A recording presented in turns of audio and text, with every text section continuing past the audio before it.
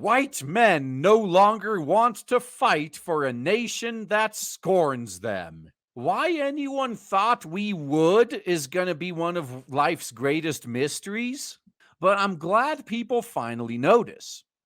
If you can't recruit among the largest group, you won't have enough people. Well, why don't you start drafting the they, thems, and the refugees and whatnot then, right?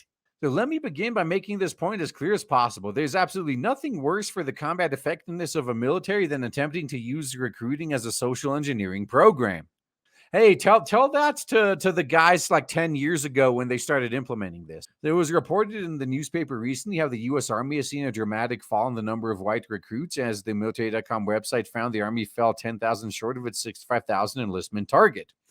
Underpinning this drop was a dramatic decrease in white recruits from 44,042 in current year -6 to just 25,070 in current year -1. There's still that many of them? What the hell? So leading to the proportion of white recruits falling from 56.4% of all recruits in current year -6 to just 44%. Hey, they're minorities now. There you go. According to the U.S. Census from current year -2, around 59% of all U.S. citizens were from white backgrounds. The U.S. military is 17% Whammons. So the recruiting crisis is primarily one among white men. Yeah, the same group that keeps being villainized. The same group that keeps being told, nah, we don't need you. In fact, you are the cause of all of the world's problems. I think you should go away. All right, fine, I'll stay away. Don't enlist, yes. So clearly something inside the U.S. Army's recruitment system is failing, both in terms of targets being drastically missed and a failure to recruit effectively among the nation's largest ethnic group. The Airstrip 1 armed forces are in a similarly depressing situation. Recruiting targets are consistently not met, but the main priority is not to get more people to join up, it's to get more non-white people and Whammons to join up. Hey, as a white man, if the Whammons and the Pox wants to fight for me, be my guest. You know, you've already made it clear you hate me, so I'm not going to fight for you. But if you want to fight for me, thanks. Failure to meet recruiting targets is one thing. Peddling politically motivated and deeply flawed, ideologically driven quotas is quite another.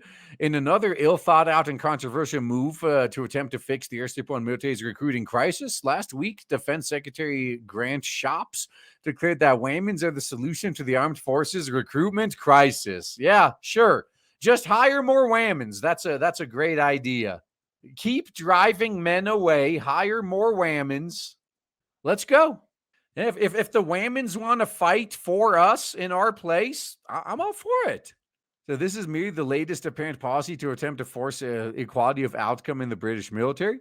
Best illustrating this woke agenda is the Royal Air Force's shameful recruitment fiasco from current year -2, where it was discovered that female and ethnic minority candidates were prioritized over white male recruits regardless of suitability. And when white males see this and they go, okay, so even if I ignore them treating me bad, if I try to enlist, they'll put me to, like, even if I'm the best candidate, they'll put me at the bottom of the list.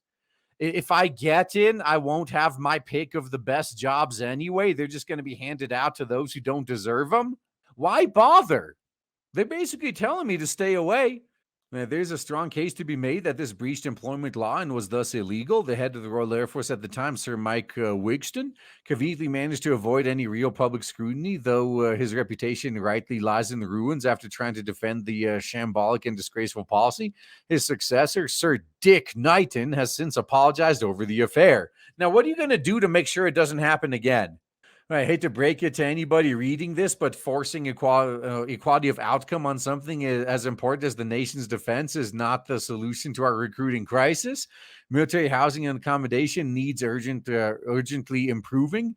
MOD contracts for poor service providers need to be cut and offered to better managed contractors.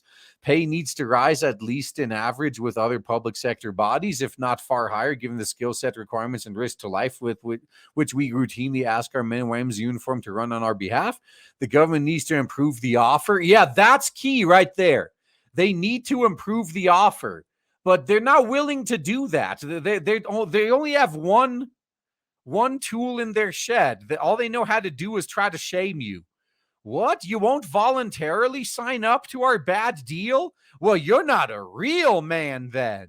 Oh, what would all these whammons think if they knew what a pussy you were? Yeah, man up and do your duty. Nah, it doesn't work anymore. This is one of the talking points I've had since the dawn of my channel. All they have is shame, and it's so easy to deal with and ignore.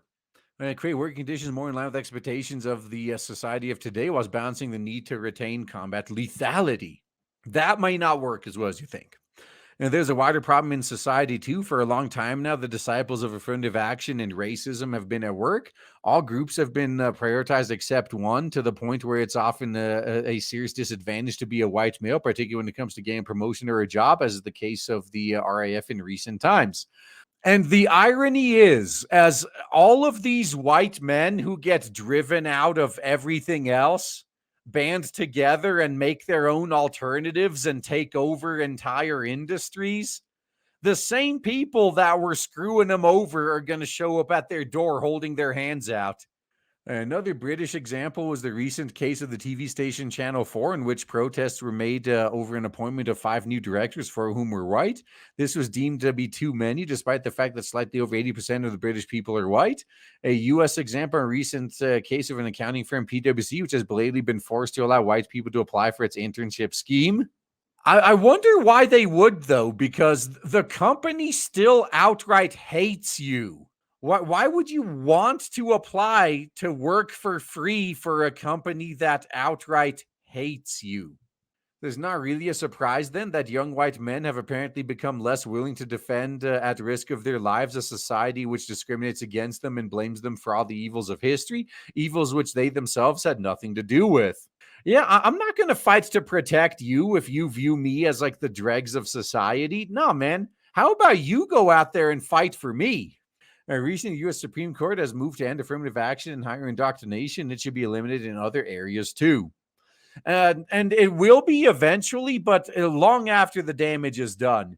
Like, if these types of articles were coming out 10, 20 years ago, maybe we could have avoided things getting this bad. But right now, it's almost starting to seem like some people are just jumping on it, like, because, the pendulum is about to swing back. I better try to get ahead of it. Like, yeah, I know I said nothing for the past 10 years, but now I'm totally on your side, guys. You can trust me. We're going to see a lot of that. We're already seeing a lot of that. Don't trust these snakes.